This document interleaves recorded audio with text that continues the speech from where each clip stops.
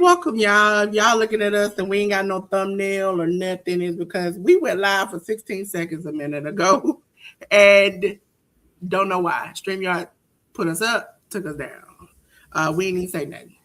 But, ladies and gentlemen, this is the Hit the Ropes podcast with your girl, Dolores, just the pink girl in my pink world, here on every social platform with my good brother, J News. J News, do you got anything to tell the good people? Good morning, good afternoon, and good evening. We're back at our regular 1 p.m. Eastern scheduled standard time here for the Hit the Ropes podcast. You'll have to excuse me. I'm battling a little bit of a cold today. So if I sound a little nasally to y'all, that's why. And if I end up coughing and getting dry throat and all that jazz, that's the reason why as well. But it's been a heavy week in wrestling news. We're doing something a little different today. And we'll be doing that. We'll be doing that going forward to add a little bit more to the podcast and things of that nature outside of just the reviews and previews. So hopefully you guys hang along with us. And let's get the show on the road. Yes, ladies and gentlemen, we're going to be doing hot topics over here because you know what, you hear us talk about it, but you don't quite see or understand what we're doing. So this time we're going to get a little visual with it. So, ladies and gentlemen, let's get over to the Hit the Ropes Hot Topic studio. Look at it. Look at the wonderfulness of our new studio. J News got his own chair. I got my own chair. Listen, I literally got a Powerade bottle sitting on my desk and it mirrored it on the desk. So, ladies and gentlemen, welcome to the Hit the Ropes podcast news desk studio. Where we're going to start off with the first slide will be WWE releases. Listen, they released a lot of people. Okay. And we're going to go over some of the names of these people. Nikki Cross, Abel Fire, Zoe Stark, Joe Gacy, Uncle Howdy, which is Bo Dallas, Andre Chase, Dexter Loomis, Eric Rowan, Dante Chen, Aleister Black, his wife Zelina Vega, Apollo Crews, Chris Sabin, Alex Shelley, which is the Motor City Machine Guns, Tyson DuPont, Tariq Igwe, Chris Island, Tyra May Steele, Serena Linton, Trill London, Malik Blade, and Luca Cristofino. J News, what do you feel about these people getting released? Also have to add in there Kairi Sane and Santos Escobar. Yes. I had them on there. I don't know why I skipped on it. Yeah, it's fine. It's all good. The only thing I would have to say about this is that obviously this is unfortunate, right? We all, for those of us who watch wrestling or who've been watching wrestling long enough, we understand that at this time during the year, post-WrestleMania, releases always come. And it seems to be that Black Friday seems to be the Friday right after WrestleMania. And what happened here this past week was that the release information and news cycle started right before SmackDown aired. And I thought that was just inconsiderate isn't the word. And I understand that corporations and companies go through this, for accounting purposes and leveling their books and all that jazz. And, it's still sad to see anyone lose their job. It's still sad to see anyone without work, especially in this economy in the year of 2026. And for these 23, count them, 23 talents from the WWE, no longer employed by the WWE. For those of them who had main roster contracts, they have that 91-day period as to which they continue to get paid, and their contracts eventually expire after that 91-day period. For those particular talents, that 91 days, I'll push it a day forward, would be July 24th. for folks who are paying attention and wanting to count the days, that would be July 24th. So July 24th can be the day that any of those main roster release talents can sign with another television wrestling company and make their return to the indies. As for the talents who were signed to like LFG or NXT, they have 31 days as from now. So look out for them by the end of the month of May if you're fans of them. But yeah, like I said, I just feel bad at the end of the day. Don't necessarily ever want to see anybody lose their job outside of, just in general, regardless if it's wrestling or not. And a lot of talented folks on this list. And there's been a lot of discussion about a lot of these folks online via the socials and things of that nature, and where they could possibly go. Um, how what their reactions were online the day that happened and all that jazz.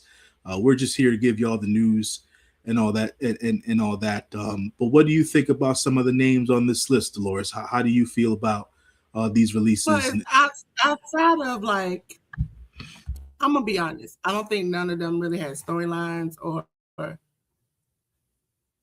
the people who were brought back, it really didn't progress. Like Zelina was just repeatedly losing. They teamed her with her husband.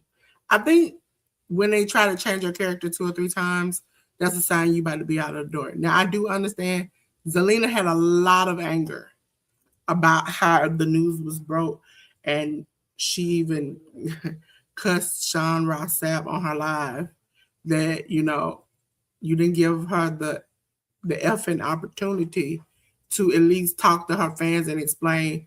As she went to go live, the news was dropped.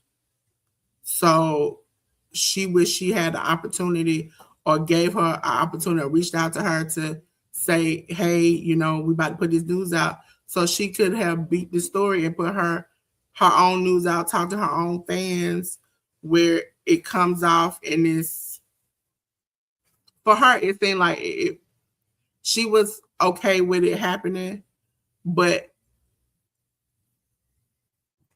the way she felt like Sean put it out was like, oh, all these people got fired. Look at this. And she wanted her fan base to know that she was okay. Unlike the other times, that she has either got fired or Alistair has gotten fired, they now have a business, and that they now are focusing on things not just in wrestling. And so that was her big gripe about it. And I can understand about it, because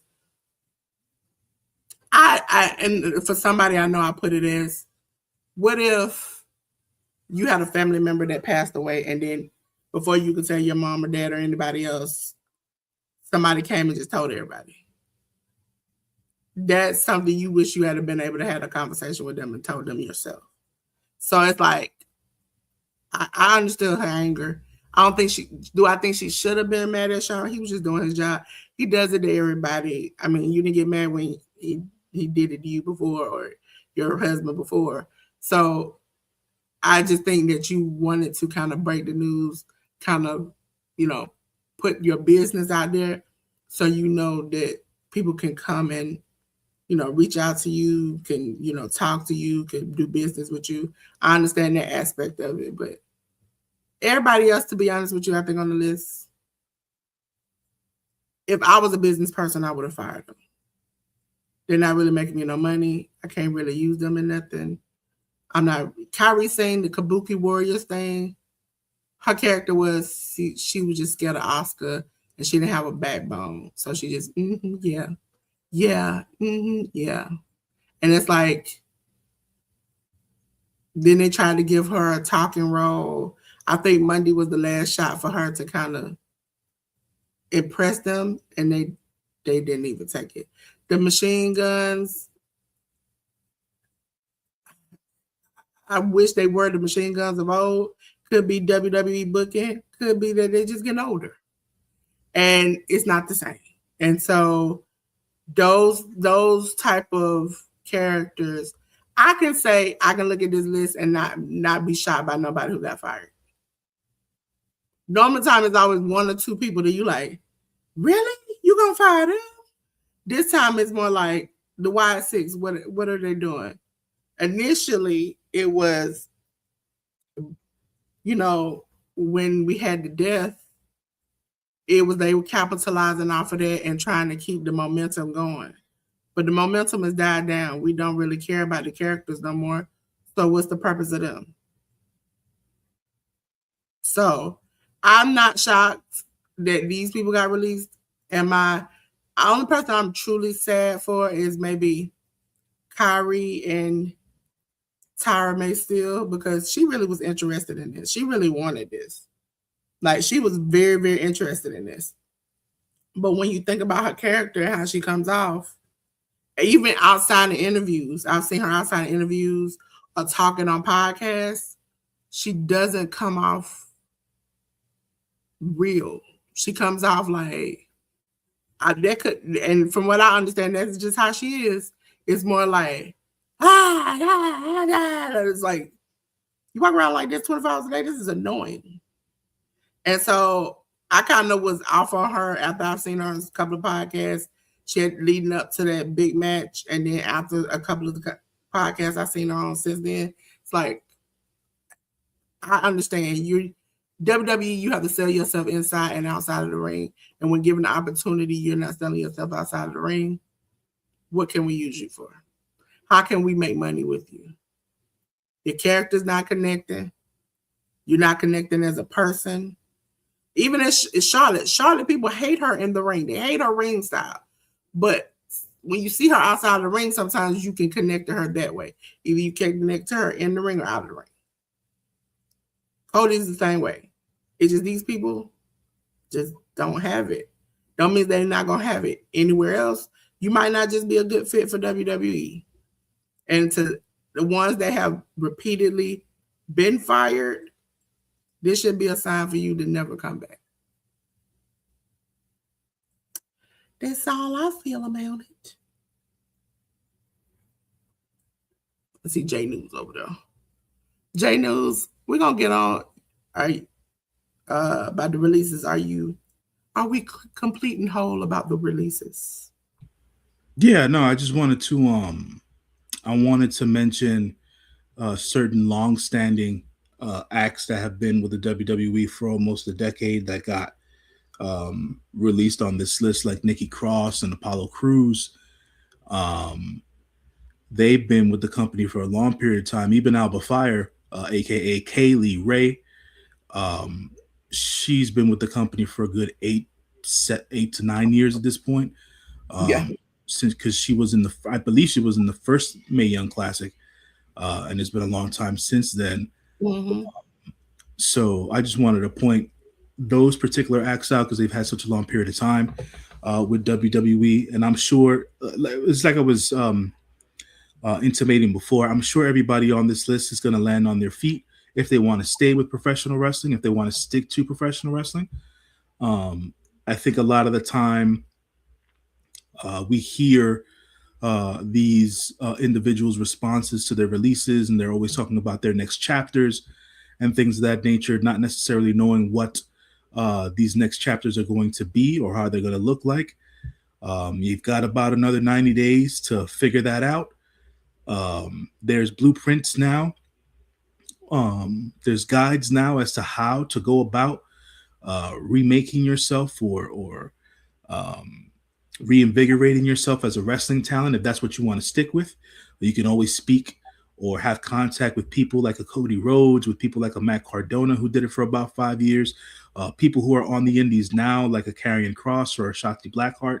If any of these folks have contact with them, they can get some real thoughtful advice from those talents. If they want to, like I said, if they want to stick with professional wrestling. So I'm sure a lot of these acts will land on their feet. And you mentioned Tyra May Steele, Dolores, and I feel like the young lady has a lot of potential and a lot of talent. It's just more her ironing out the kinks, her getting more repetitions and things of that nature. If she wants to stick with professional wrestling, I think that she's definitely a diamond in the rough if anybody else wants to take a chance on her. and if she wants to continue to take a chance on pro wrestling. Outside of that, um, the Santos Escobar thing to me was a little bit redundant. If I'm being specific about any person on this list, redundant in the fact that this is the second time that Santos Escobar has been released from the WWE. He was released 6 months or 5.5 months after the fact that he was re-signed just to keep him away from AEW. And at this point, he's injured. I believe he tore his tricep. They had him appear on AAA about a month. Yeah, he was doing AAA for a while, and then he got injured. Yeah, he was. They had finally sent him down to AAA. He then got injured, tore his tricep and things of that nature, and then he's been off of TV. And then now they released him 6 months after the fact that they signed him to a larger money deal just to keep him away from the other from the competition. And I think that to me is just I understand the corporations and companies do that, but it's like if you don't have any plans, if you're not going to use them, what's the point? So I just wanted to say that about the whole Santos Escobar thing, and I understand that most people aren't going to deny big money deals from large corporations and stuff like that. But if they don't really have a plan in place for you, and they just want to give you free money, I think most of the time people are going to take the free money. But if your intention is to be out there, promote yourself, be in the ring, be in the limelight, and be in front of a camera, and that they don't have a plan for you to do that, you got to rethink the big money process and stuff like that. So that's my only thing to say about any specific superstar on this list. But yet again, like I said, it's sad. I feel for those folks who have been affected by these rash cuts of releases. But like I said as well, I'm sure that a lot of them, if they want to stay in professional wrestling, will land back on their feet, because a lot of these folks are super talented and deserve chances to continue their pro wrestling careers. So that's all I have to say about that. Yes, ladies and gentlemen, the next hot topic is the disrespect of Sid Vicious. They disrespected my boy in the Hall of Fame. And when I mean disrespected, that means he got a video package. That's all he got. Nobody talked about him. The family didn't go up there and represent him. They just took a picture of his family and his neighbor, right? It was his neighbor. The shorter stock dude was his neighbor that he grew up with and took care of, because he was not supposed to grow into, not making any puns, but grow to live past a certain age.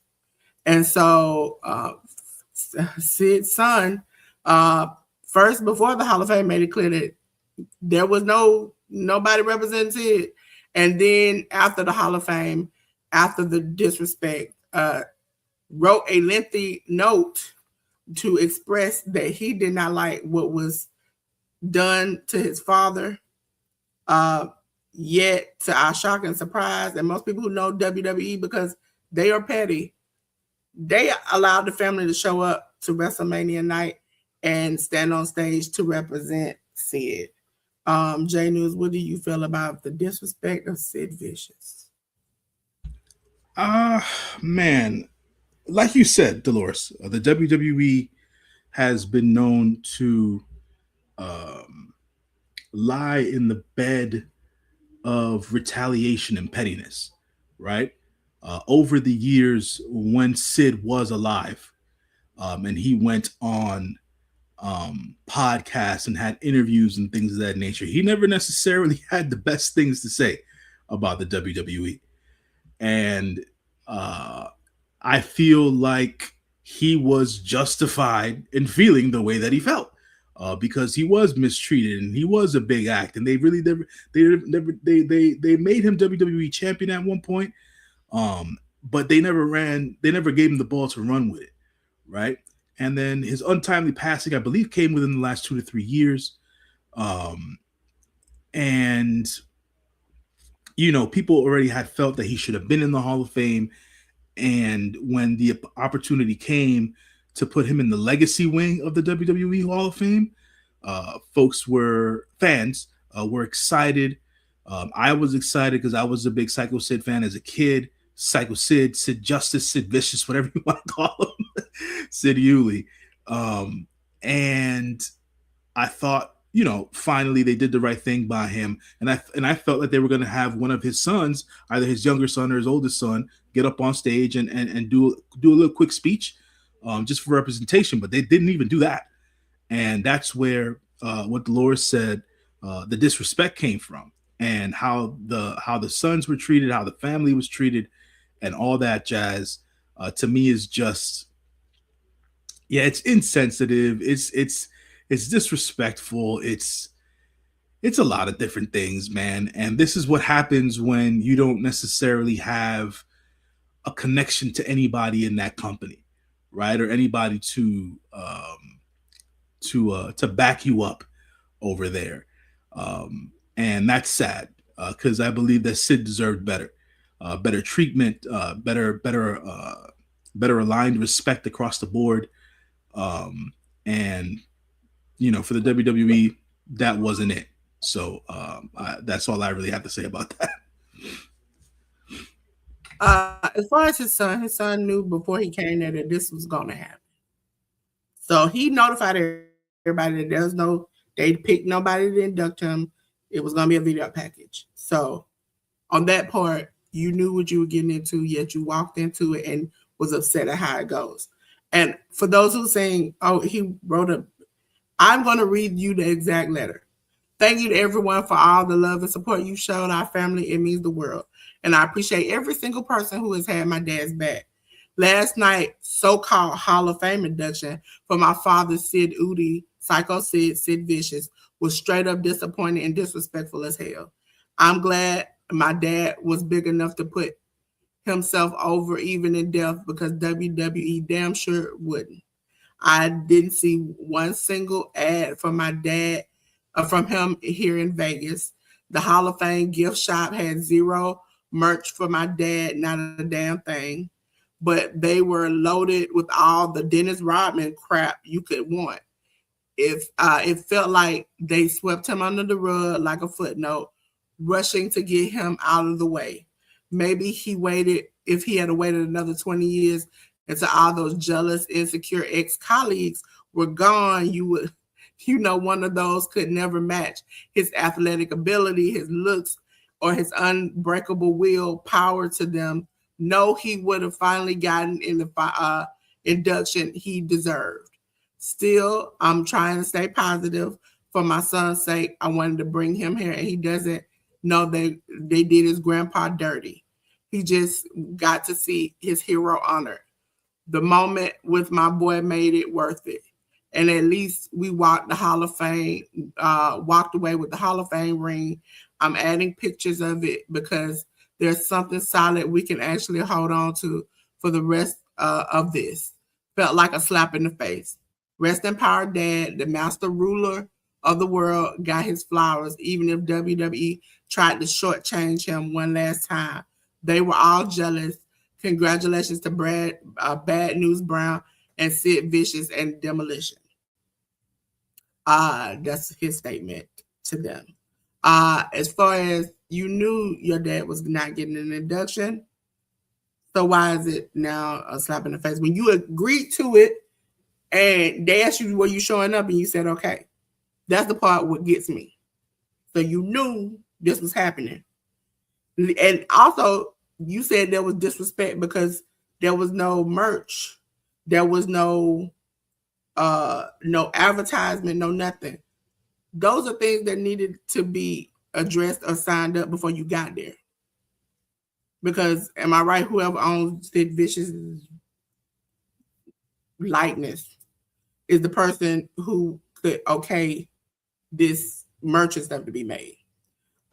If you're like me and you were a WCW fan back in the day, I know Sid Vicious for I don't know how many weeks that Kevin Nash came out there and talked in slow mode, fast mode, zoomed in, zoomed out, him breaking his leg.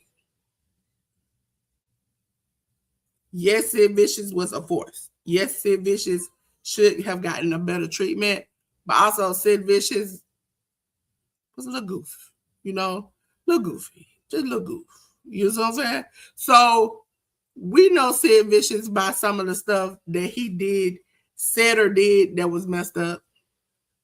not necessarily in his heyday, because his heyday came before we, as most generations of my wrestlers, saw him. My mom probably remember him as Sid Vicious, the person. I remember him as the power bomb, and he broke his leg, and I had to watch that. They made fun of Sid Vicious in WCW. They made fun of him. It wasn't just WWE making fun of him. They made fun of him. So what did you want? Because I know WWE, they're petty. What do you want? Do you want Kevin Nash to come out there, introduce Sid Vicious, and do the slow-mo clip of him breaking his leg again? That's the petty version they could have gave you. They could have gave you the petty version. But instead, they gave you a package. They didn't have to do anything. They could have just been doing like they've been doing, ignoring him. There are 99 other people they could have caught to it. You agreed to show up. You knew what it was. First of all, I'm gonna be honest. We're gonna have to be honest with each other. How many people gonna buy Sid Vicious merch? Is it gonna sell out the building? Or is people gonna buy Dennis Rodman merch? Because you know him from basketball. He's been around Michael Jordan. He's done crazy things. He's been on TV for meeting Kim Jong-un. Come on now. Who do you think they're gonna buy merch of? They're not gonna make a million Sid Vicious shirts and signs and stuff, and nobody's gonna buy it. And they probably did the research on the stuff that's already out there to be sold, and it's not selling. We really have to be. We really have to be. That red and yellow man is dead and has done horrific stuff, said horrific stuff. And people are still buying his merch. And guess what? He gets a documentary. He gets more merchandise. He gets video games, different things like that, because he's making the money. Sid is not making the money. And then if you go back and you research Sid and all these interviews and him kicking WWE's back in, would I sell it? Would I sell it? That's my thing about it. I want people nowadays to be more realistic. If I'm a business person and Sid Vicious, no matter how good of a wrestler he was, is not going to make me money, why am I going to be there? They advertised him on Monday night, Tuesdays, SmackDown commercials that Sid was being inducted in the Hall of Fame. Everybody. Bad News Brown, which I know of, but I didn't know of like that. I knew he was going to be inducted. Everybody knew everybody was going to be inducted. What do you want to do? You want Sid to have his own video package? What do you want us to do? And at that point, it's like, to know that you notified media that there was nobody to induct him, there won't be no induction. You showed up. They didn't ask you to come up on stage. They told you to sit in the crowd. They would come and videotape you. And then you wait till after all that's done, you get the ring, and then you say, disrespecting my father. But then the company is so jealous, so hate. He put this statement out after the Hall of Fame. So jealous, so hate. They hate him so bad. But you showed up the next 2 nights for WrestleMania. That's why I don't understand it. If I don't like somebody, I feel somebody that did my mom or my brother or somebody wrong, you won't see me laughing and kicking and hanging out with you backstage. And that was a Triple H shot, pretty much. So at what point do we have to accept that, yes, you might have been hurt. I'm sorry that they didn't treat your father the way you felt, or even other people felt like he should have been treated, but you accepted it. And you kept going back for it. So you must have been okay with it. If you like, okay, when they say, hey, you be like, oh, well, I want to pick such and such to be inducted. And they say, well, we're not doing an induction for your father. We're just doing a video package. That's the moment you should have said, this is disrespectful to my father and his legacy. I won't be showing up. But you showed up. You had the experience with your child. You kept showing up for night 1 and 2 of WrestleMania, to stand out there to wave, to have a good time. You understood what it was. Why I get mad when it happens. That's all I got to say about it. But on to the next topic, which is not fun, it's sad, is that Really, is these fans going too far? Because we had the CM Punk incident, which you see, and CM Punk wife was reportedly accosted in the hotel lobby. And as you see, which is mixed reports, Bailey was like consoling her, and CM Punk slapped the phone out of the man's hand. Now, this is the point where I feel like, you know what you did. And the fan puts out the footage of him harassing her. This also comes after Damian Priest had to get involved when a fan harassed a female talent and he had to get her away. J News, do you think the fans are taking it too far at this point? Fans been taking it too far. If I'm being completely honest with you, I go to conventions on a yearly basis, and just looking at the way that certain people act in comparison to others is like, I'm just not. I'm not sure where the entitlement comes from.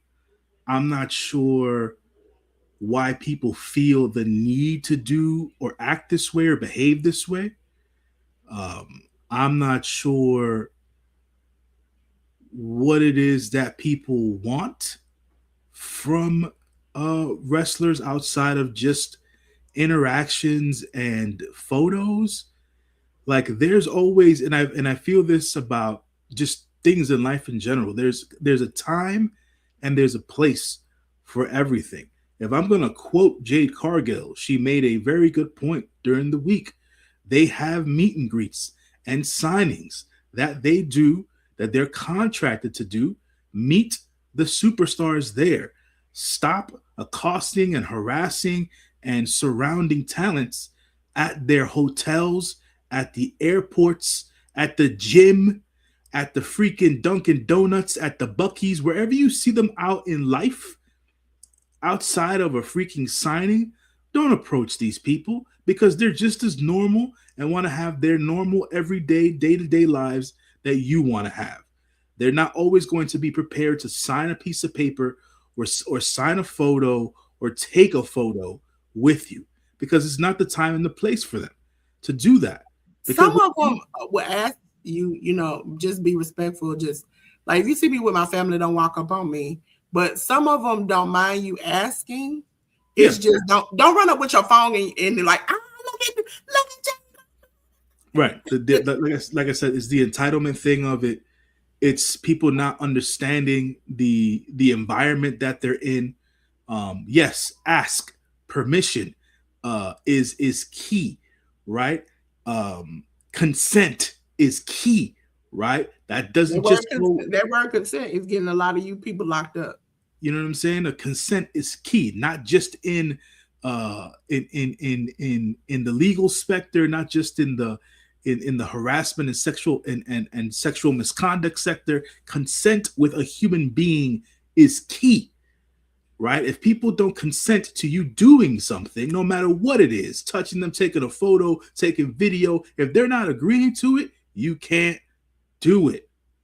Right? So don't act different. Don't act funny when someone reacts a certain way and says, "Hey, did you just take a photo of me without asking me?"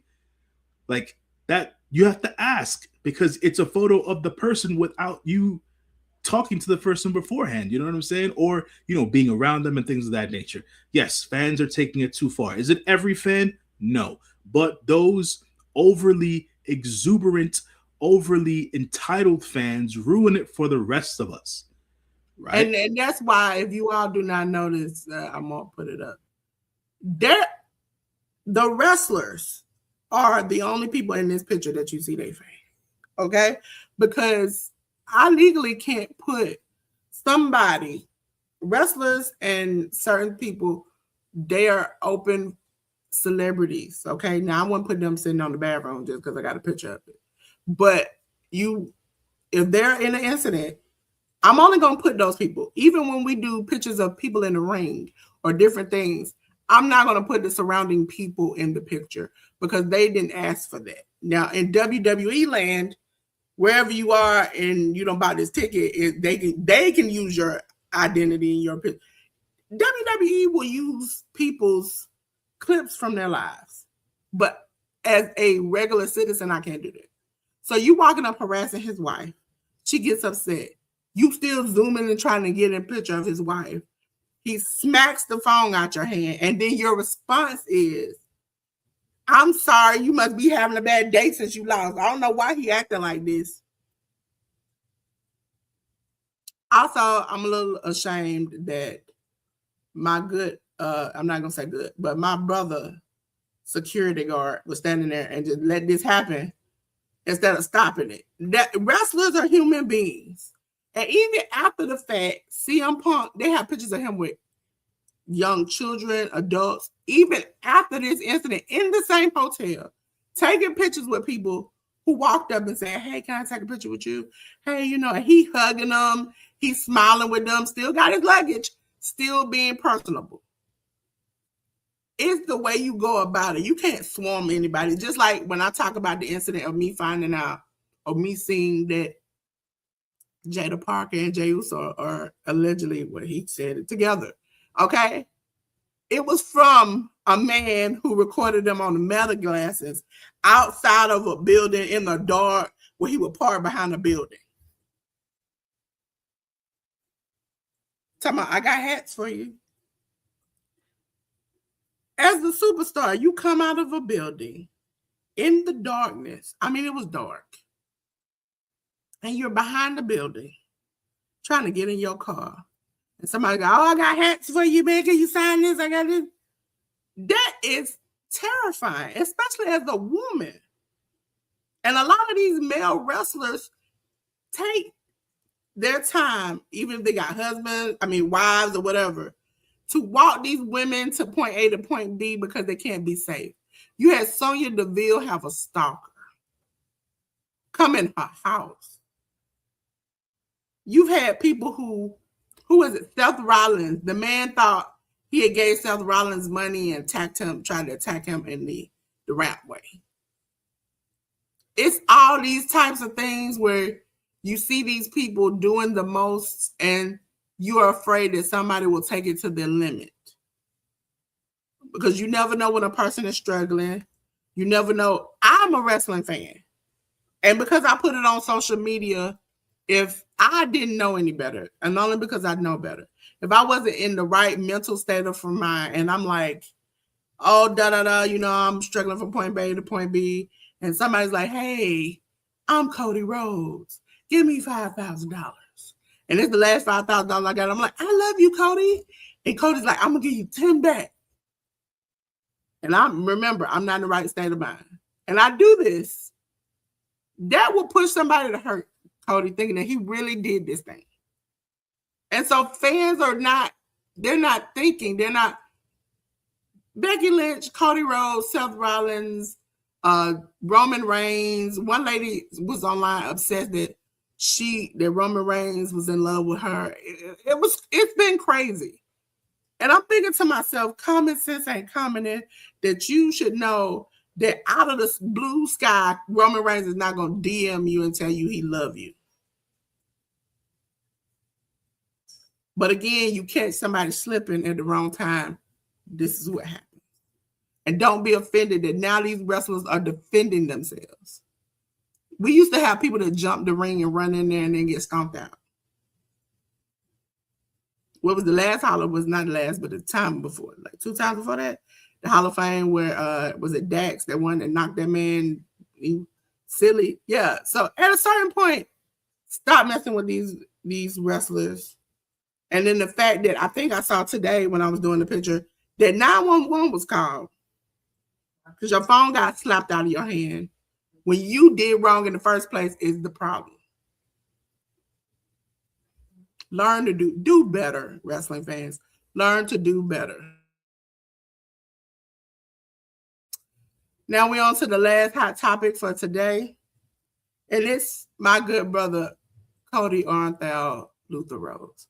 And that is towed up. Now, ladies and gentlemen, you wondering, Dolores, why is this in black and white? Because YouTube don't let us do blood too much. You know, I can only go so far.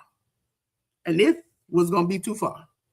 So as you say in the first part, next to the title Cody's eye, it's Randy knocking him so hard he went black and white.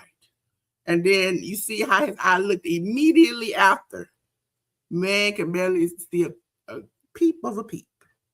And then you saw him on Monday Night Raw, where Cody looked toe up. This is pec level Cody. When he came out and showed his pec, that's what his eye looked like. So J News, what did you feel about Cody and his? I mean, for all intents and purposes, I feel like this was an accident because when I was watching the show, at least from my vantage point, from my perspective, I felt like Randy, it felt like, or at least from, not felt it, I visualized it when visualizing the footage. It seemed like Randy pulled the kick, but obviously Cody's face doesn't show that. So he didn't pull that at all.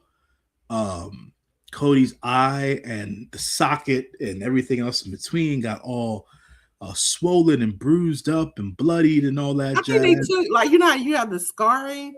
I think they took cut the scarring, like the thick scarring off so he could open his eye. Because if you notice, I think the night before Monday Night Raw, he took a picture, it's online, of him and some fans, and it's a whole black piece over his eye. But you can kind of see where it's outlined, where they opened it so he could see. And it's like, Cody, I would just skip Monday Night Raw. It wasn't that serious. And him and Cody and CM Punk, first of all, the fact that they referenced the phone slap, that's why they're back to back as Hot Topics, was hilarious. Because he's like, I thought you were been a little bit more upset from what I saw. And then you got CM Punk look at him in the eye like, dang, your eyes toe up. It is toe up. Like they had an eventful 24 hours, the both of them, and they somehow put it together to have this little face off. But Cody, stop doing this. Stop doing it. It's like Cody was looking. I think the mistake when you look back at the video, Cody was looking at the foot coming, and he thought he could turn his head quick enough to get his eye out of the way where he just get kicked on the side of the face, and he didn't turn quick enough, and that boot caught him right in the eye. And that's where the picture you see there, where he's just like, he is immediately like, good God. And he's turning his head away. But the punt was gone. And somebody said, I waited since 2020, so 6 years, for him to punt somebody in the head. And that's going to be banned again. Cody, you just had to mess it up. You just had to mess it up for me. So. It could have been worse for him. Unfortunately, he was able to, it's bruising and swelling and things of that nature. Thankfully, he didn't have to, there was no orbital bone injury and stuff like that. And he didn't lose his eye, thankfully. So, it looked bad. It was pretty bad. So, shouts to Cody for continuing to push the pace, as they say, and always wants to be on every show and be there for the fans and everything else in between. And that's admirable. But when things like this happen, hopefully there was some hashing out, there was some clarity to the situation, so you know what to do or what not to do the next time around, so that this sort of thing doesn't happen. Does it work for storyline purposes? Does it add to the quote unquote toughness of one Cody Rhodes? Maybe.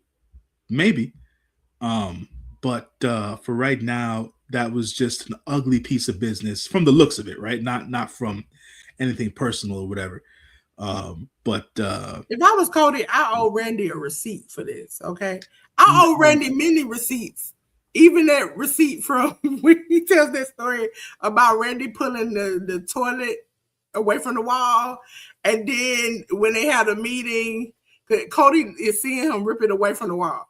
And then they had this meeting, and Cody doesn't say anything. He's like, well, I saw Cody in there. I saw Cody rip the toilet away. And Cody was like, sir, that was not me. That was you. And he was like, I saw him. And I think Cody needs to learn from this. And Cody's like, I'm getting in trouble full time for something I saw you do. And Randy chuckles, and I'm thinking to myself, Randy, you led Cody in a pathway where this man was not right. Also, WrestleMania, this is not gonna reflect J News, and J News shouldn't say anything after I say this. As a female, Cody, you did too much with them statues that you had of your outfits. Okay, the lower half, you made it very visible for everybody to see. And I was looking at like, Cody, listen, I don't know you like that, but you didn't have to do them statues like that. It could have just been a regular statue with your clothes on, but you had to make the extremities at the bottom very big. Okay, didn't need that. But that goes the way he said, they don't call them gold. Okay, let you have it. But ladies and gentlemen, that's the end of Hot Topics for us. You already know, because we always whiz through the results. Sometimes the shows don't have too many matches we like on them, but we always gonna have some hot topics for you where we're gonna get into it, talk about it. Me and Jay do. Sometimes we agree, sometimes we won't. But you'll let us know in the comments what you think about these certain hot topics. Okay, ladies and gentlemen, let's go. Podcast. Well, we're over here, ladies and gentlemen, me and J News, we're going to go all the way to the back. Bye. And we're going to start off with a review. Ladies and gentlemen, we're going starting with WWE as a company. We're going to start off with Monday Night Raw, episode 1717 on the 20th on Netflix. We saw the last match for Kairi Sane, but we saw Io Sky and Rhea Ripley defeat the Kabuki Warriors of Asuka and Kairi Sane. Ethan Page made his debut on Raw, defeating Javon Evans. We had a non-title match where Liv Morgan defeated Sol Ruka, and we had Finn Balor defeating JD McDonough. What did you think about this, J News? From storyline standpoint, this was the last Rio match we'll be seeing for a while. Rhea Ripley will be going over to SmackDown to be the women's world champion over there and defend her belt against the women's division over there. Kairi Sane is staying on Raw from a storyline perspective. Like you said, Ethan Page made his main roster debut on Raw, and so did Sol Ruka. We'll talk about Sol in a minute when we talk about NXT. But Sol Ruka is also going to be on Raw going forward. And the only thing that I remember from an interaction standpoint that happened on Raw was that they teased another or something in the future between Rhea Ripley and Liv Morgan. And Rhea Ripley's words were that she's looking forward to that head-to-head interaction with Liv Morgan sometime down the road. Outside of that, everything else was pretty solid for Raw after Mania. Bunch of NXT call-ups that were made between Raw and SmackDown. So yeah, that was Raw.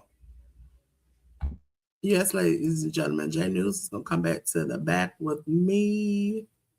And then now we're going over to NXT, ladies and gentlemen.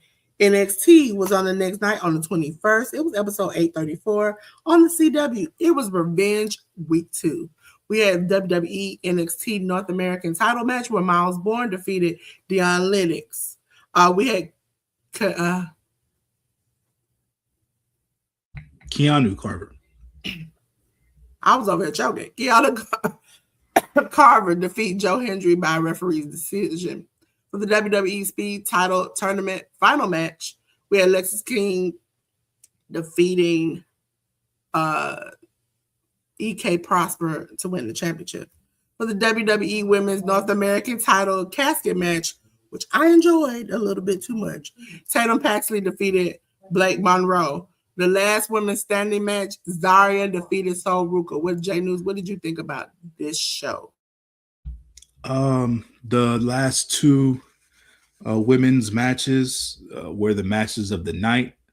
Um, So Ruga took a pretty nasty bump to end the night. Threw some tables there. The back of her, or the top of her head, towards the back of her head, scraped another table. She ended up having to get some staples in her head because she opened up a gash. She did. Fortunately, she did not have to go through concussion protocol. She was okay outside of getting the staples in her head.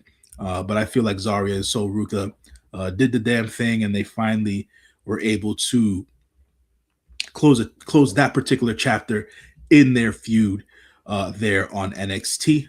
Now Sol Ruka will be on Raw full time, as Zarya will probably be one of the lead ladies on NXT going forward.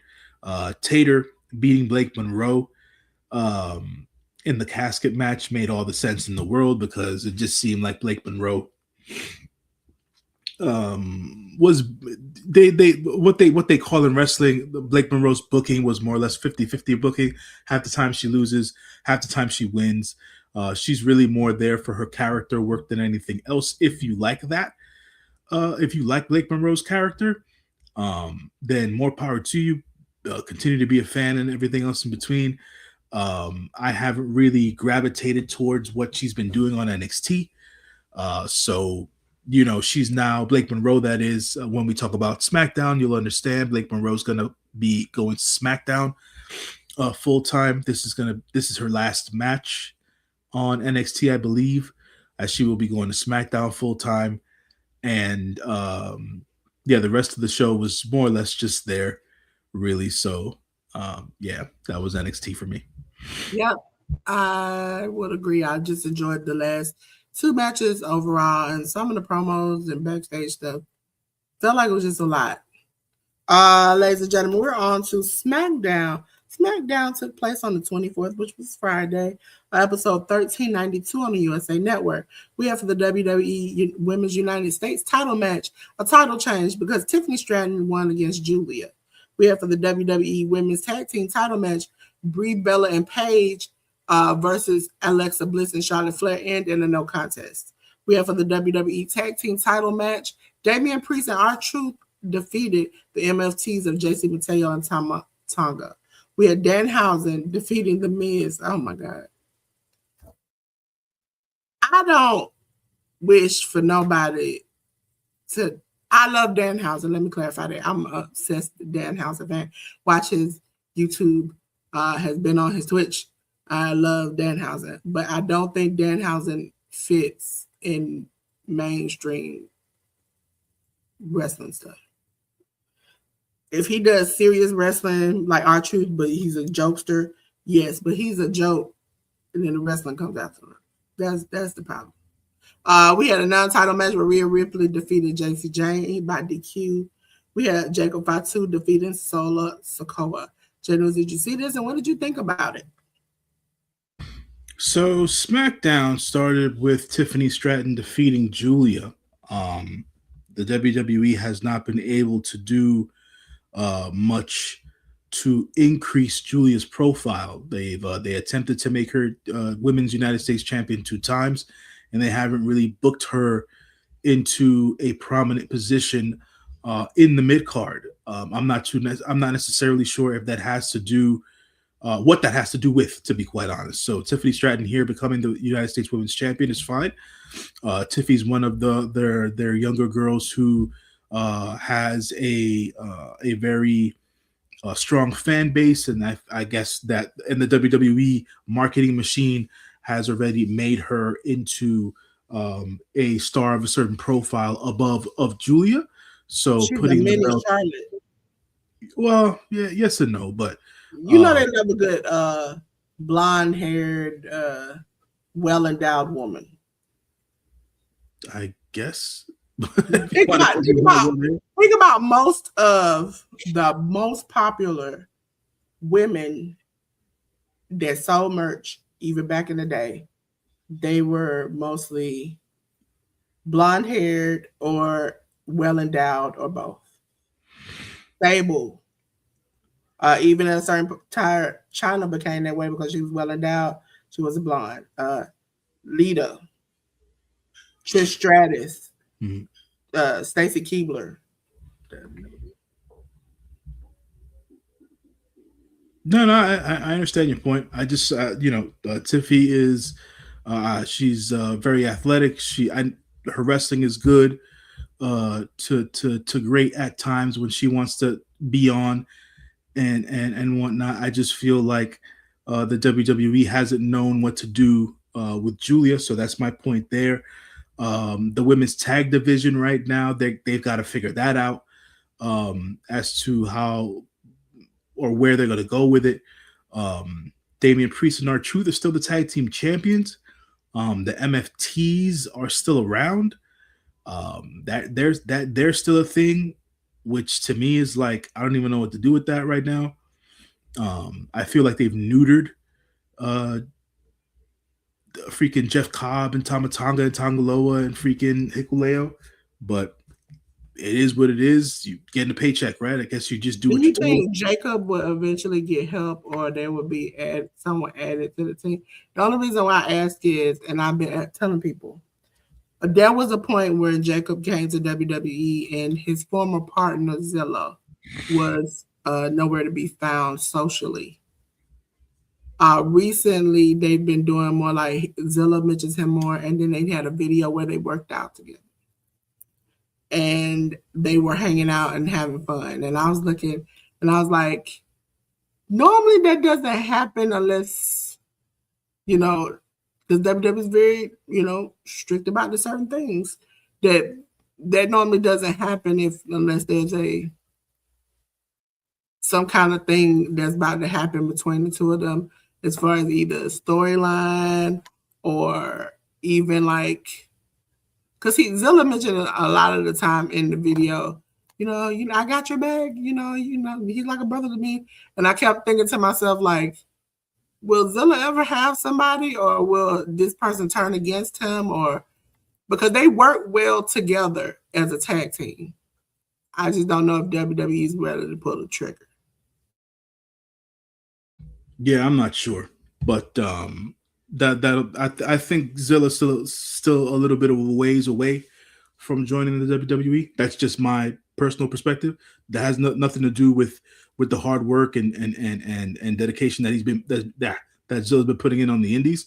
But I don't think he's anywhere near getting to the WWE as of right now. As for Jacob's going to continue to be a solo act amongst the ranks of his cousins and on either on the MFT side or the Bloodline side.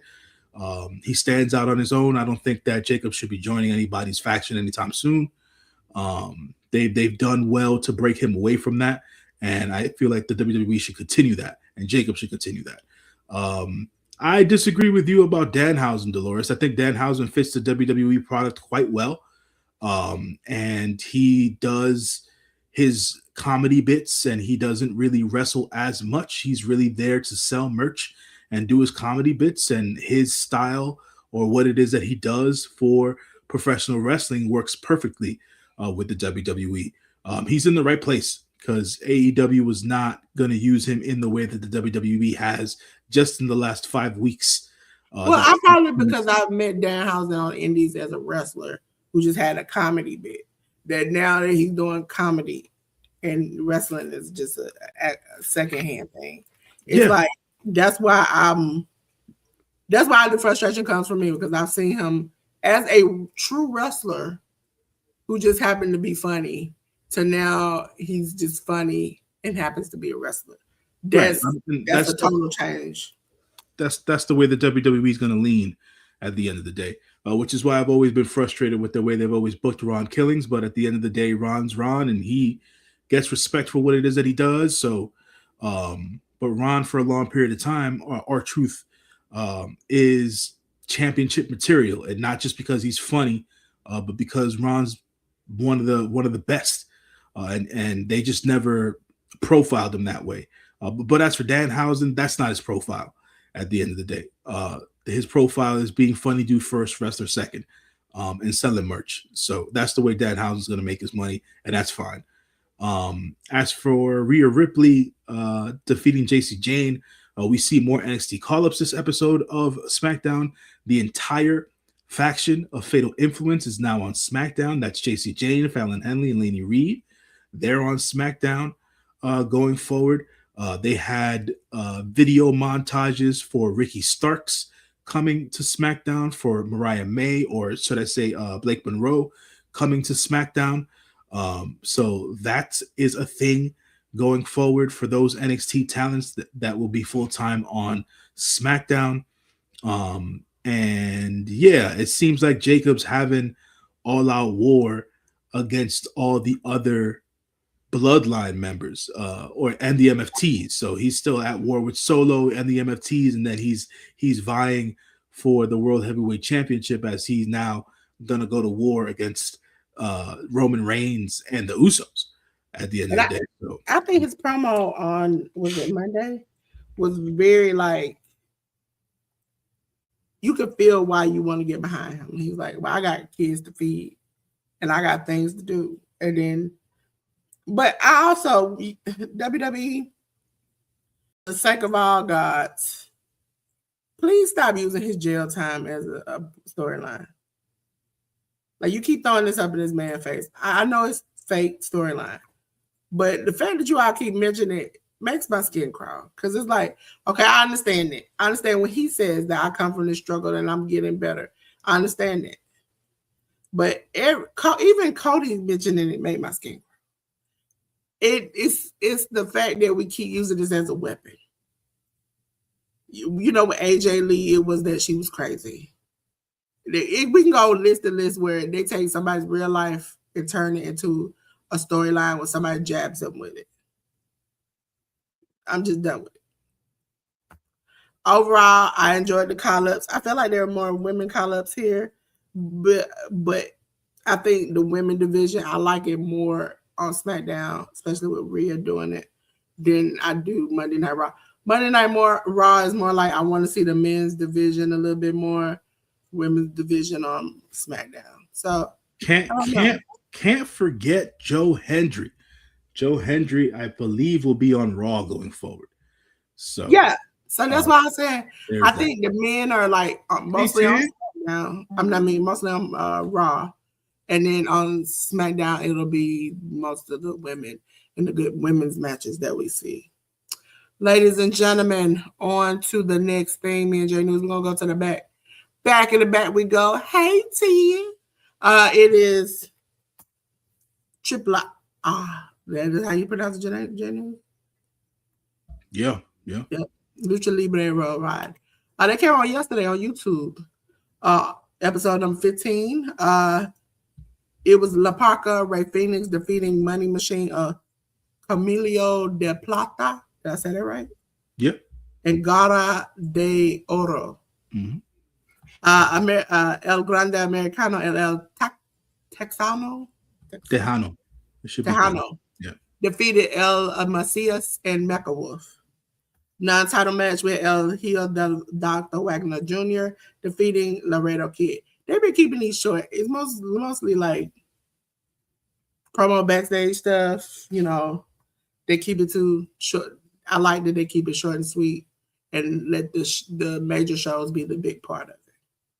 Ladies and gentlemen, we're on to AEW All Elite Wrestling, and we're on to Dynamite first. Dynamite episode 342 on the 22nd, TBS HBO Max. We had Brody King defeating Leo Rush. I like this match. Not as much as I thought I would, but I really like this match. Hikaru Shida defeated Mina Shirakawa. Mark Davis defeating Will Ospreay by referee's decision. Samoa Joe defeated Cody Chun. And for the AEW World Title match, Darby Allin defeated Tommaso Ciampa. J News, what did you think about this show overall? Yeah, I thought it was another excellent episode of Dynamite for AEW. They continue to let Leo Rush run with his new persona / gimmick / character. The wrestlers that he's facing are helping him get the new character and persona over, even in losses. Lio Rush has yet to win a match within the new gimmick, but the new gimmick continues to grow and evolve. I think this is not the final version of this gimmick. I feel like there's going to be an evolution to this gimmick for Lio Rush as well. So we'll see as to what happens there. So that's interesting. Brody King with the win here, gets himself his 7th win in a row from a storyline and wins and losses perspective. So that puts him back into title contention. He came out later on in the night to say to have some words with Darby, and I'll get to that when I get to that match. Hikaru Shida versus Mina Shirakawa was an interesting match. It was solid. Wasn't anything to write home about necessarily, but that continues the storyline of Mina Shirakawa not being trustful, or not being trusting, should I say, of Hikaru Shida and her intentions, especially when it comes to Chris Statlander. So there's something brewing there. Hikaru Shida will eventually turn heel, I believe, but I think, just from my own perspective, I also think Chris Statlander will as well, but for different reasons. So we'll see as to how that develops. Mark Davis versus Will Ospreay was a banger match between those two. The referee's decision stoppage, I thought, was a good call for them to do there. When the match was over and the referee has stopped the match, Mark Davis is going to go to continue to beat down Will Ospreay with other members from the Don Callis family. Out came the Death Riders, John Moxley, Marina Shafir, Danny Garcia, Wheeler Yuta, and Claudio Castagnoli came out to fend off the DCF, and they took Will Ospreay away to the back, and they ran a promo bit as to what happened with Will Ospreay and the Death Riders in the back on Collision. So I'll talk about that when we get there. But that's an interesting development from a storyline standpoint as to where Will Ospreay is going, what the intentions of the Death Riders are with Will Ospreay, and so that's that. Samoa Joe made his return to AEW TV. He beat local talent Cody Chun.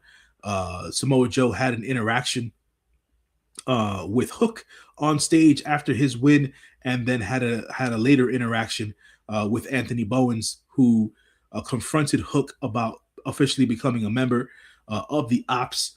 Samoa Joe told or reiterated to Anthony Bowens what Hook had said to him, that there are no more vacancies in the Ops.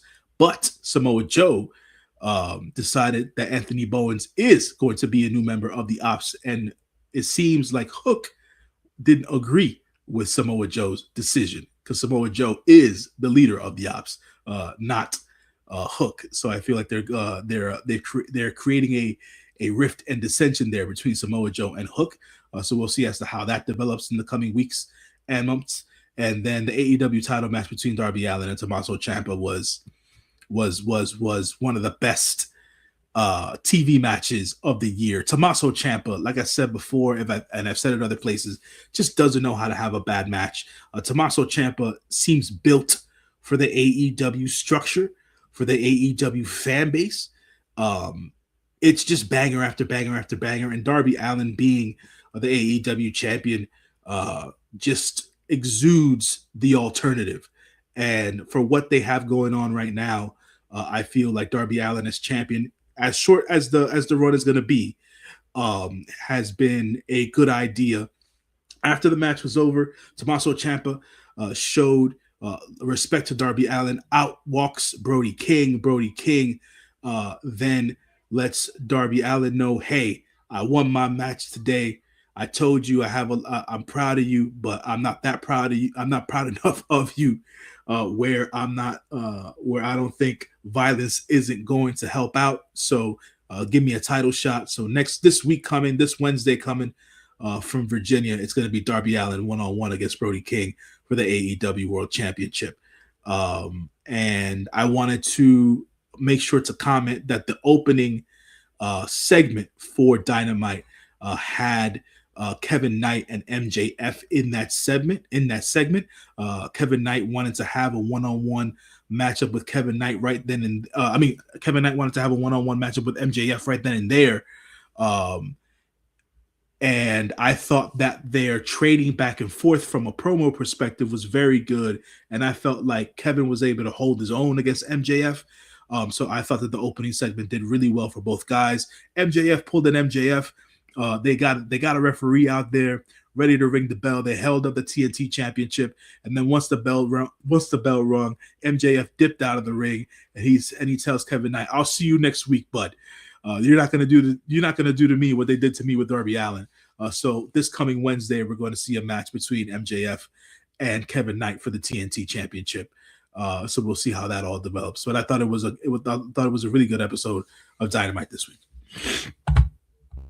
Yes, ladies and gentlemen. Now we're on to the next show, which is Ring of Honor ROH. Ring of Honor ROH was episode 163 on the 23rd. You can find it at ROHWrestling.com or the ROH app. We had the premier athletes, Ari Daivari and Story Dadali, Tony Nese, defeat, and Angelica Risk, Brandon Cutler, and Terry Kidd. We had Mark Davis defeat Beef with the MXM TV, which is Johnny TV, and Mansoor and Mason defeat Angel Fashion, Keegan Garland, and the main man Oro. We had a pure rules match where Diamante defeated Rachel Ellery.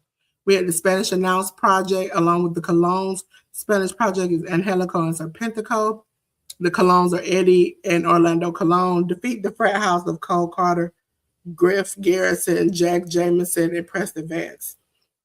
We had Billy Starks defeat Hanan. We had the Swirl of Blake Christian and Lee Johnson defeat Adam Priest and Tommy Billington.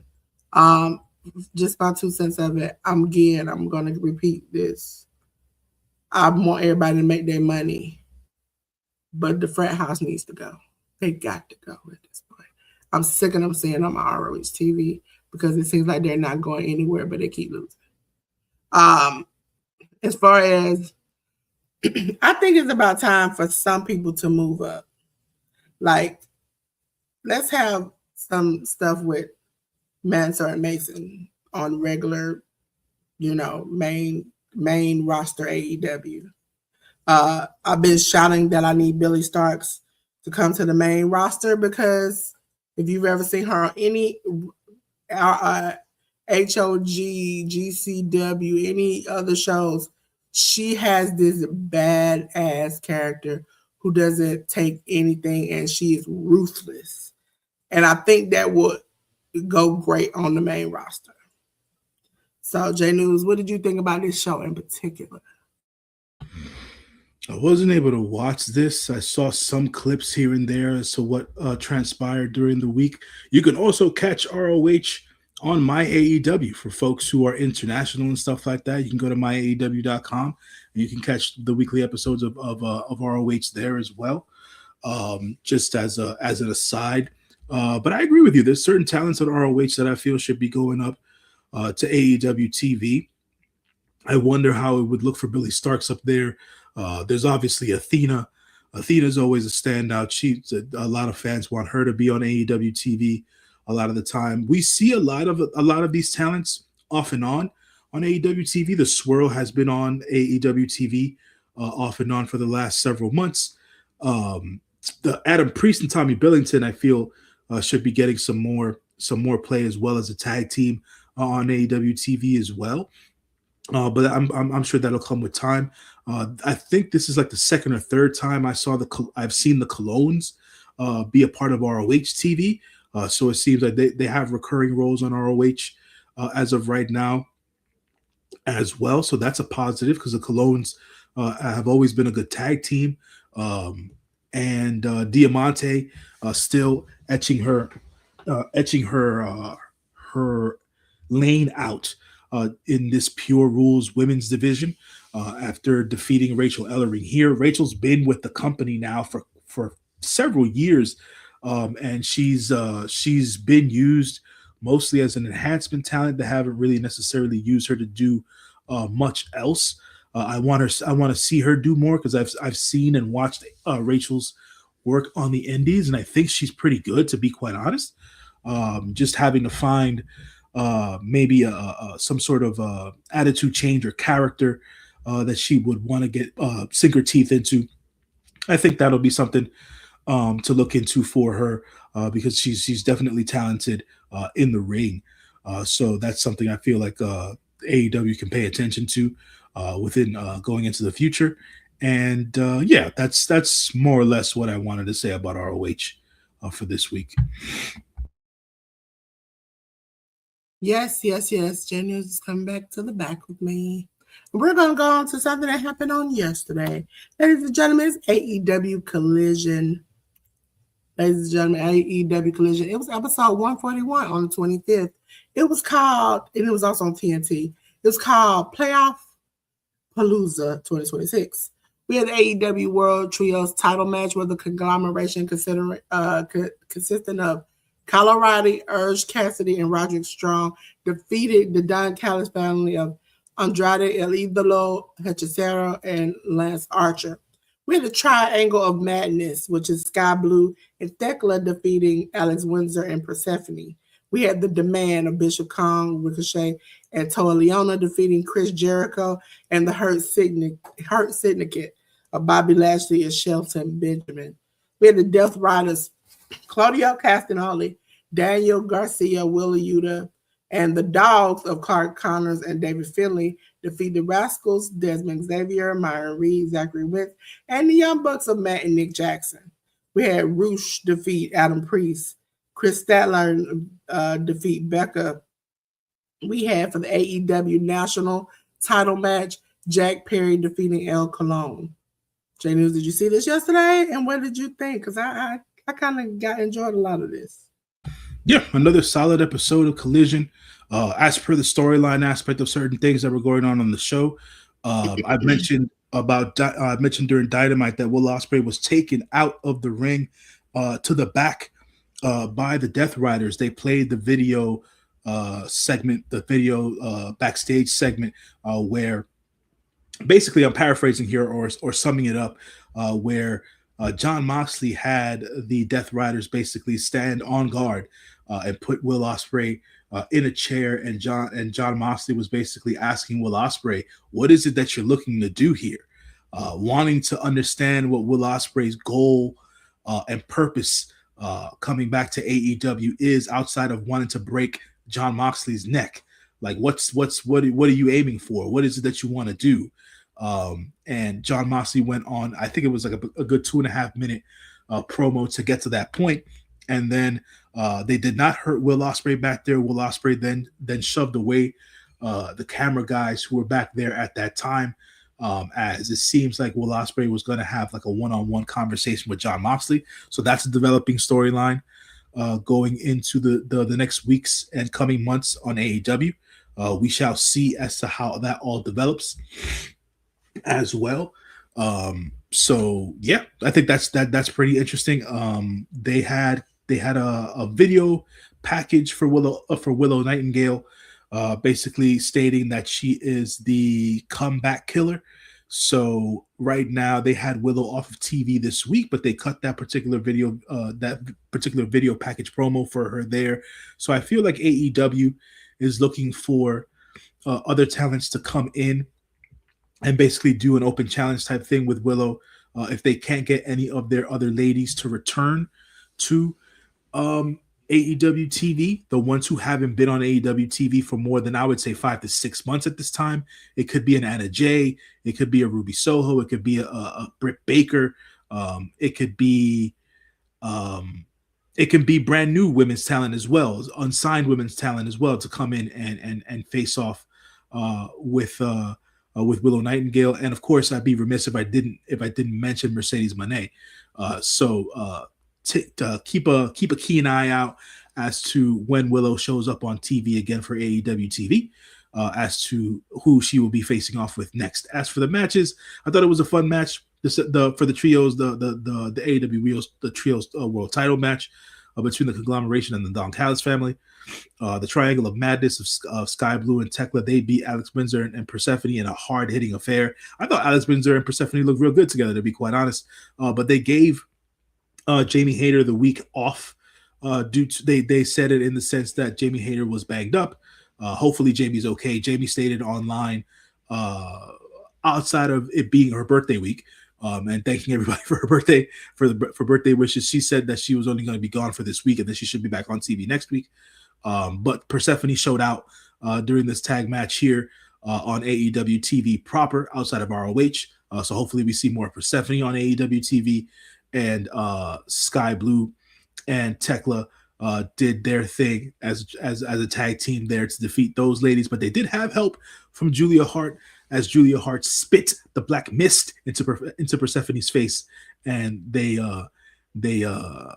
played the numbers game against Alex Windsor at the end of the day. So that feud's not over as of yet. The Demand versus the Hurt Syndicate and Chris Jericho was okay for the most part. The Hurt Syndicate works well with the boys from the Demand, that being Bishop Khan, Leona, and Ricochet. Chris Jericho didn't look bad in this match, but Chris Jericho was the one who ate the pin here yet again in this match.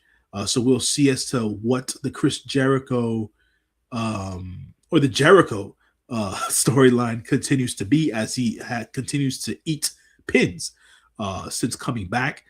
He can't lead nobody.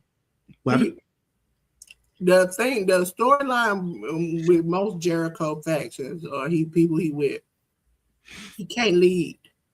He's not a good leader. And every time he tries to, I got this, it goes wrong.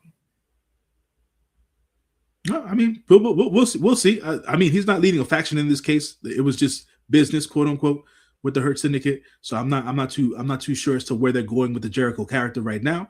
But there's some intrigue there now that he's taken 2 losses in a row, and has had Ricochet pin him with his own move. So there's that going down. The Death Riders and the Dogs versus the Rascals and the Young Bucks was a great PWG style tag match. I finally saw the homie Desmond Xavier get out of half speed and wrestle at a good rate and wrestle at a good pace, man. So props to him for doing that. He heard you last week and he was like, I'm gonna show you I can get out of this. Yeah, man. It's like, dude, like it just had to go up a little bit, not even that much. It just doesn't have to be a million miles an hour. But he picked up the pace and he looked good.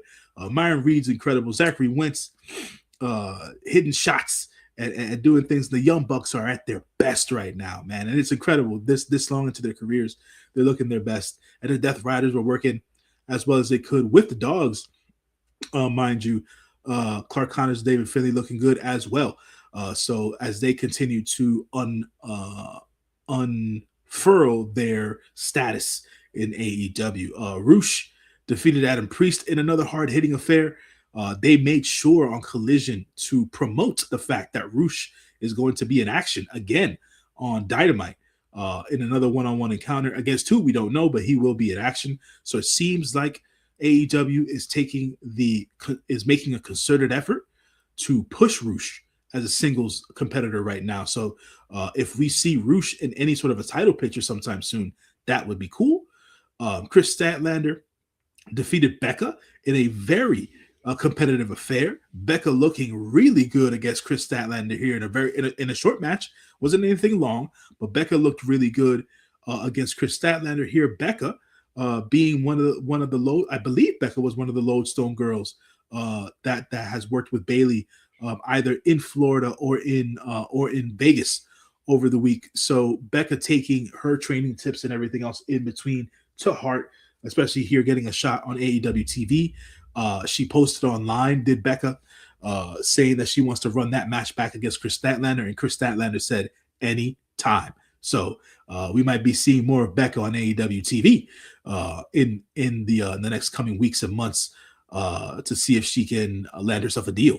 And then Jack Perry and El Clone had a very fitting matchup, as I want to say. El Clone doing his innovative in-ring stuff. Jack Perry continuing to evolve his babyface, this new babyface version of his character and whatnot. And Jack Perry basically winning by the skin of his teeth. But it was a really, really good match between the two for the national title. They still don't have they still don't have a lane or an avenue created for Jack Perry and the national title as of yet.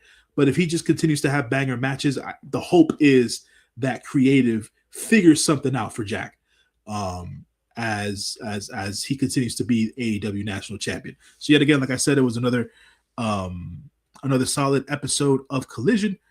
And the only other promo bit that I want to talk about was FTR opened up the show. They came out to accept the challenge that Adam Copeland put out during Dynamite, which I did mention. Adam Copeland put out a challenge to FTR where he challenged FTR to a New York City street fight at Double or Nothing.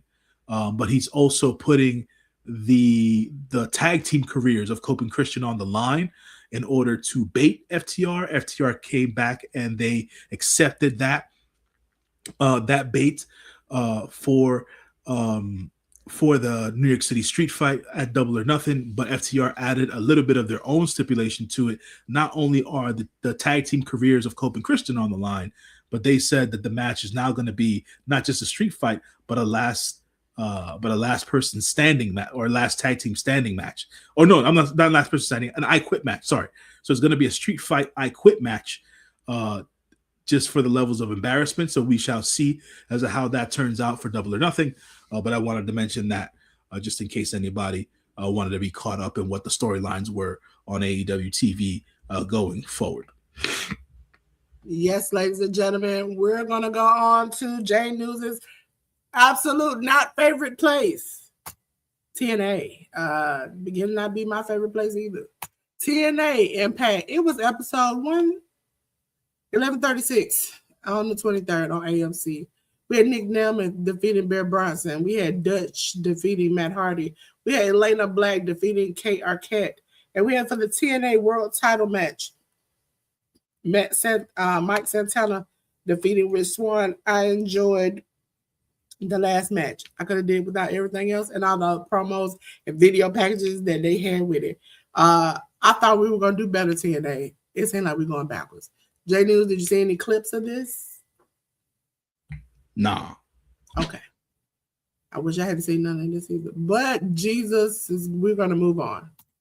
Ladies and gentlemen, we're going on to Wrestling Revolver. It was on yesterday on Triller TV. It was Revolver Strong, ladies and gentlemen. So you can watch that on Triller TV. Jake Chris defeated Gringo Loco for the Revolver World Tag Team title match. We had Ty Dye, KJ Reynolds, and Ryan Mathis defeat the Outbreak of Abel Booker and Jackson Crowley to win the championship. We had EC3 defeat Allen Angels. We had the Elimination Games match where the algorithm of Brett Oakley and Joe Alonzo defeated Alpha Sig, which is Dick Myers and KJ Reynolds, along with BDE. It had Crash eliminating Myers and Reynolds, BDE eliminating Crash, and Oakley eliminating BDE. For the Revolver 24/7 title scramble match, yes, it's just like the 24 title that WWE had. Big Pound defeated Amanza, his name. Connor Knox, Harley Rock, Jeffrey John, Judge Joe, Dredd, and Troy Parker. Ladies and gentlemen, we saw Rich Swann defeat Damian Chambers. Revolver World title match, Mance Warner won the title by defeating Cruel. We had Gangers retirement match where Lex Cologne, everybody's a Cologne now, it's a popular name in the Indies, defeated Ganger. So Homeboy has to retire, but the fact that he made the retirement match let me know he was already going to retire. JD, did you see any clips from this show on yesterday? No, ma'am. All right, ladies and gentlemen, we're on to J News is part of the show, ladies and gentlemen, where he gonna talk about New Japan Wrestling. Okay, so J News, we're gonna talk about the road to Dontaku. Okay, starting with sorry if I cut it off. It was day 2. This was day 2. Yeah, day 2 was on the 24th, which was a couple of days ago. Pre-show match, we had Jacob Austin Young defeat Taisei Nakahara, the newest of the Young Lions. Masatori Yasuda, Tai Chi, and Yuri Uemura defeated 6 or 9 of Master Wato, Ryusuke Taguchi, and Tetsuya Matsumoto. House of Torture members Chase Owens, Sho Yoshinobu Kanemaru, and Yujiro Takahashi. They defeated the Great Bash Heels of Togi Makabe and Tomoaki Honma, along with Shota Umino and Yo. The United Empire's Francesco Akira and Jake Lee defeated the Unbound Codes Gato and Yota Tsuji. Aaron Wolf, Oleg Bolton, and Toru Yano defeated House of Torture members Dick Togo, Don Fale, and Ren Narita. Shingo Takagi had a special one-on-one match versus Zane J, where he defeated Zane J. Callum Newman had a special singles match where he defeated Daiki Nagai. The Unbound Codes Oscar, Robbie X, Taiji Ishimori, and Yuto Ice defeated TMDK's Hartley Jackson, Kosei Fujita, Robbie Eagles, and Ryohei Oiwa. IWGP Tag Team Title number 1 contendership match. We had Bishima of Hiroki Goto and Yoshihashi defeated the United Empire's Great Khan and Hanare. We then go on to okay, my bad. That was not on the 24th. That was on the show from the 20th or the 22nd, one of the two. On to the show from the 24th, we had Master Yasuda, Ryusuke Taguchi, and Tai Chi defeat Great Bash Heel, Togi Makabe, and Tomoaki Honma, along with Taisei Nakahara. United Empire's Great Khan, Hanare, and Jacob Austin Young defeated Goto Revolutionary Army of Hiroki Goto, Tatsuya Matsumoto, and Yoshihashi. House of Torture members Chase Owens, Dick Togo, Doki Sho, and Yoshinobu Kanemaru defeated. Should I say they defeated? Because this is just the matches. Hold on one second, folks. Yeah, which one are you going at a double count out one? I'm sorry, that ended the double count out. I'm sorry, I didn't read that correctly. My apologies, folks. So the House of Torture match versus members of Hantai, Master Wato, Shota Umino, Tiger Mask, Toriano, and Yo. That ended in the double count out. I believe during this match, they unmasked Tiger Mask, and Tiger Mask ended up cutting a promo with a towel on his face to challenge Doki to a special singles match, which is going to be for the IWGP Junior Heavyweight title. TMDK's Hartley Jackson, Kosei Fujita, Robbie Eagles, Ryohei Oiwa defeated Unbound Codes Gato, Robbie X, Taiji Ishimori, and Yota Tsuji. Unbound Codes Daiki Nagai, Oscar Shingo Takagi, and Yuto Ice defeated United Empire's Callum Newman, Francisco Akira, Jake Lee, and Zane J. Aaron Wolf, Oleg Bolton, and Yuri Uemura defeated House of Torture members Don Fale, Brandon Rita, Yujiro Takahashi. That was the show from the 24th. Yes, and the show before was on the 20th. Mm-hmm. Wrestling Red Zone, which took place yesterday on the 25th in Hiroshima. We had Tatsuya Matsumoto defeat Taisei Nakahara in the Battles of the Young Lions. Master Wato, Shota Umino, Toriano, and Yo defeated House of Torture members Chase Owens, Sho, Yoshinobu Kanemaru, and Yujiro Takahashi. The United Empire's Francesco Akira, the Great Khan, and Hanare defeated Masatori Yasuda, Ryusuke Taguchi, and Tai Chi. Aaron Wolf, Oleg Bolton, Tiger Mask, and Togi Makabe. They went up against the House of Torture members Dick Togo, Don Fale, Doki, and Ren Narita. That ended up in a no contest. TMDK's Hartley Jackson and Ryohei Oiwa defeated Tomoaki Honma and Yuri Uemura. The United Empire's Callum Newman, Jake Lee, Jacob Austin Young, and Zane J defeated Unbound Codes Daiki Nagai, Gato, Shingo Takagi, and Yota Tsuji for the IWGP Junior Heavyweight Tag Team Championships. We had the Ichiban Sweet Boys of Kosei Fujita and Robbie Eagles beat the Unbound Codes, Robbie X and Taiji Ishimori in a title change, which now makes the Ichiban Sweet Boys three-time IWGP Junior Heavyweight Tag Team Champions. And then for the IWGP Tag Team title match, the match that people should go back and watch because the Knockout Brothers don't know how to have a bad match. The Knockout Brothers went up into a match against Bishiman. Bishiman has been the longest standing tag team in New Japan in the last 5 to 7 years. They've been wanting this match. The Knockout Brothers did. They got this match based on Bishiman's win in the previous show, and the Knockout Brothers ended up defeating Bishiman in one hell of a tag team match, folks. Go back and watch this. The Knockout Brothers are the best tag team in professional wrestling today. Yes, I said it. Go back and watch this. I was like, this is why I watch New Japan. The rest of the stuff I could have did without, but this is why I watch New Japan. Man, the Knockout Brothers are just doing the work right now, man. So I have a feeling, depending as to whoever are the AEW Tag Team Champions at the time of Forbidden Door, they'll be taking on the Knockout Brothers, and hopefully we'll have a banger of a match with whoever are the AEW Tag Team Champions against the Knockout Brothers, because the Knockout Brothers are not losing those Tag Team Championships anytime soon. Yes, ladies and gentlemen, you already know what time is it. What time is it? Preview time, ladies and gentlemen. It's time to preview the upcoming week. It'll be from today, the 26th, to the 2nd of May. Ladies and gentlemen, we're going to start out with New Japan Pro Wrestling because we're still on the road to Dontaku. All right, Road to Dontaku. This is the show from this morning, folks. So we'll have the results for you for this show next week. But we had Robbie X versus Taisei Nakahara, a Great Bash Heel tag team of Togi Makabe and Tomoaki Hama. They'll go up against the Knockout Brothers in a special tag team match of Oscar and Yuto Ice. Ryusuke Taguchi, Shota Umino, and Yo are going to go up against House of Torture members Chase Owens, Show, and Yujiro Takahashi. United Empire's Francesco Akira, Great O'Connor, and Hanare are going to go up against the Goto Revolutionary Army of Hiroki Goto, Tatsuya Matsumoto, and Yoshihashi. Masatsuru Yasuda, Master Wato, Taichi, and Yu Uemura are going to go up against TMDK members Hartley Jackson, Kosei Fujita, Robbie Eagles, and Ryohei Oiwa. Aaron Wolf, Oleg Bolton, Tiger Mask, and Toru Yano are going to go up against House of Torture members Don Fale, Doki, Ren Narita, and Yoshinobu Kanemaru. And for the main event of the night, it's going to be the United Empire's Callum Newman, Jake Lee, and Jacob Austin Young, along with Jane J, going up against the Unbound Codes, Daiki Nagai, Shingo Takagi, Taiji Ishimori, and Yo. And on for the 27th, more Road 2, Wrestling Dontaku. Robbie X is going to go up against Taisei Nakahara yet again. Great Bash Heels are going to go up against the Knockout Brothers again on the 27th. Taguchi, Shota Umino, and Yo are going to go up against Chase Owens, Show, and Yujiro Takahashi.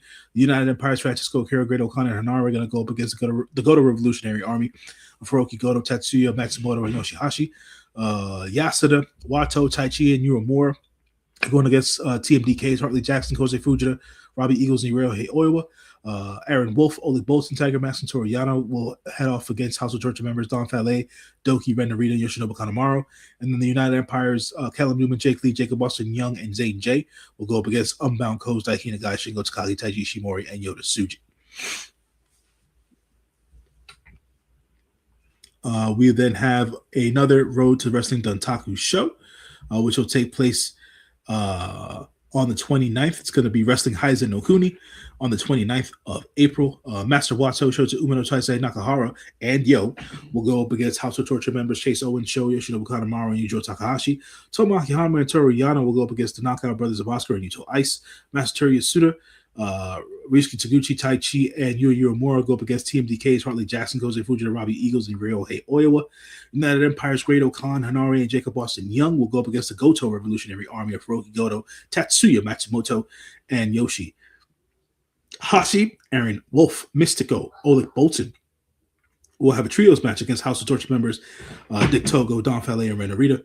The United Empire's Callum Newman, Francisco Akira, Jake Lee, and Zane J will go up against Unbound Codes, Robbie X, Shingo Takagi, Taiji Ishimori, and Yota Tsuji. And for the IWGP Junior Heavyweight title, we're going to have Doki go up against Tiger Mask in a one-on-one championship match. On to the 30th, another Road 2 show for Wrestling Dontaku. Robbie X will take on Taisei Nakahara again. Taguchi and Yano will go up against the Knockout Brothers here in their special tag match. Shota Umino, Tomoaki Hama, and Yo will face off against the House of Torture in a trios match. Chase Owens, Show, and Yujiro Takahashi. United Empire's Francisco Akira, the Great O'Connor, and Hanare in another trios match against the Goto Revolutionary Army of Hiroki Goto, Tatsuya Matsumoto, and Yoshihashi. Yasuda, Mystico, Taichi, and Uemura will go up against TMDK's Hartley Jackson, Kosei Fujita, Robbie Eagles, and Ryohei Oiwa. Aaron Wolf, Master Wato, Oleg Bolton, and Tiger Mask will go up against House of Torture members Don Fale, Doki, Ren Narita, and Yoshinobu Kanemaru. And then to end the night, it's going to be United Empire's Callum Newman, Jake Lee, Jacob Austin Young, and Zane J to go up against Unbound Codes, Daiki Nagai, Shingo Takagi, Taiji Ishimori, and Yota Tsuji. On the first, another Road 2 show, we're going to see the Young Lions take on one another, Daiki Nagai versus Taisei Nakahara. Tomoaki Hama and Toru Yano will go up against the Knockout Brothers. Taguchi, Umino, and Yo will go up against the House of Torture in a trios match. Chase Owens, Yoshinobu Kanemaru, and Yujiro Takahashi. The United Empire's Francisco Akira, the Great O'Connor, and Hanare. They'll go up against the Goto Revolutionary Army of Hiroki Goto, Tatsuya Matsumoto, and Yoshihashi.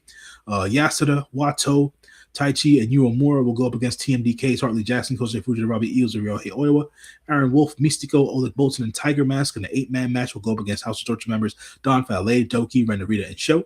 And to end the night, we're going to have the United Empire's Callum Newman, Jake Lee, Jacob Austin Young, and Zane J go up against Unbound Codes, Robbie X, Shingo Takagi, Taiji Ishimori, and Yota Tsuji. Yes, ladies and gentlemen. Now it's my turn because I got the House of Glory, ladies and gentlemen. HOG. HOG will be having a show on the 1st on Trilla TV. It's called Glory at the Globe. Ladies and gentlemen, Please, please, please. I tell you, HOG puts on bangers. We don't really have a slide for this because they only had 2 matches. For the HOG Crown Jewel title match, Zilla 2, the champion, will face against Lance and Hawaii. We have Amazing Red versus Mike Bailey. On to the next show on the same day on Triller TV. It's GCW. That's that hardcore wrestling that your girl love. A little blood, a little violence. I love it. It is GCW, ladies and gentlemen. And GCW is on the 1st, and their show is called Express Lane. We'll have 2 matches just like before. It'll be Joey Janela versus Ken Dixon. VNDL48, which consists of Atticus Cougar, Christian Napier, Otis Cougar versus Don Freeze, Ricky Morton, and Ruckus. Ladies and gentlemen, I might need a little help, okay? I might need a little help. Because the next show, I can't wait to see, but I struggle to fight for my life to pronounce. CMLL, MLW will be having a show on the 1st, ladies and gentlemen. It will be, let me put J News in the back with me. CMLL. Viernes Espectacular. So spectacular. Yeah. It's going to be CMLL versus MLW 2026. So this is gonna take place on May 1st, which is this coming Friday. We're gonna see Ikaru Kwan and Okumura versus Los Hermanos Calavera Jr. The first, and Calavera Jr. the second. Lady Frost will be taking place on the MLW side as she recently signed with MLW. She'll be going 1-on-1 versus Olympia. Diego Hill is going to go 1-on-1 against Neon. Austin Aries and Trevor Lee, they'll be going up against Los Hermanos. I believe is it Chavez? Los Hermanos Chavez, Angel Del Oro. Oh no, it's not. It's just Angel Del Oro and Soberano Jr. My bad, folks. MLW World Tag Team match is going to be the Skyscrapers of Bishop Dyer and Donovan Dijak, the champions, going up against Los Infernales of Averno and Euforia. MLW's Women's World Featherweight title match is going to have Shotzi Blackheart, the champion, go up against Garra Negra. And MLW World Middleweight title match, we're going to have the champion Kushida go 1-on-1 versus Templario. Ladies and gentlemen, if you want to experience a new wrestling, see high flyers, you can watch this on YouTube. And I believe it will also be on both channels.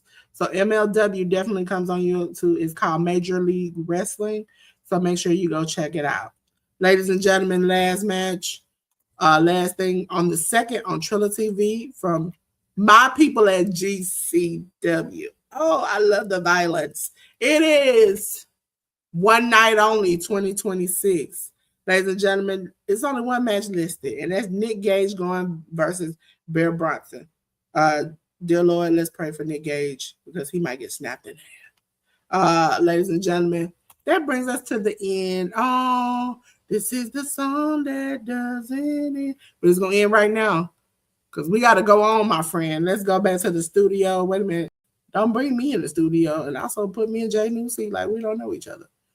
Ladies and gentlemen, you already know what time it is. It's time for J News to tell you a little bit more about himself. As always, folks, as you can see here, if it's your first time watching, that's my QR code there in the corner. My QR code takes you to all of my different socials, be it on Twitter, Instagram, Letterboxd. I do written reviews for movies that I watch on a weekly basis and that I go to the movie theater to watch. And as well as the link to True Heel Heat's podcast on YouTube, where I am a recurring member of the New Japan reviews and previews and AEW as well. So you'll see me on the True Heel Heat podcast on Wednesday, this coming Wednesday, as we preview Wrestling Duntaku. So you can check me out there. And then obviously you'll see me here again on the Hit the Ropes Wrestling podcast next Sunday at 1 p.m. Eastern Standard Time. As usual, thank y'all for chiming in and watching. Appreciate y'all. Dolores, take it away. Yes, ladies and gentlemen, let me get J News back down here with me. As you all know, I'm going through some changes, figuring out some things, getting the schedule together, trying to get my website up. Yes, I did. Supposed to be getting a new computer. I got a lot of stuff going on, okay? So As far as me, you all still can email me, still can reach out to me at this QR code, okay? Because you know your girl is a graphic designer. If you didn't know, I'm Dolores of Dolores Designs. Listen there, look at it, look at that cute woman sitting in the pink clouds of a pink, wonderful world. And if you say Dolores, I'm not a QR person, I got you, okay? You can reach out through email, through the phone number. You can text and call that number. For those who are maybe like not used to it, they're like, Dolores, why did you put your number out on the internet? That is not my direct line. So you don't have to worry about that. I am very safe. I'm very precautious. And I teach tech. I talk about all these things. Right now, I haven't did any tech videos on YouTube because you haven't seen my good sister Ten's live. Some people like to take your stuff and run with it. And I've had that happen enough where I'm like, not going to do it, not going to be me. Also, if you haven't not checked out, please go support theeducatednatural.com. Was it educatednatural.com? Also, go over to her channel, The Educated Natural. Join her membership. Go over there and show some support. Show over there. She's over there dropping gems and everything else. Make sure I'm clicking around because all my little things are out of order. Workhorse Wrestling Network. If you haven't, go gallop on over there to Workhorse Wrestling Network. Go check them out. They do a lot of AEW content, play a lot of games, have a lot of fun. I'm going to have to get J News back over there one day. One day, J News going to come over there.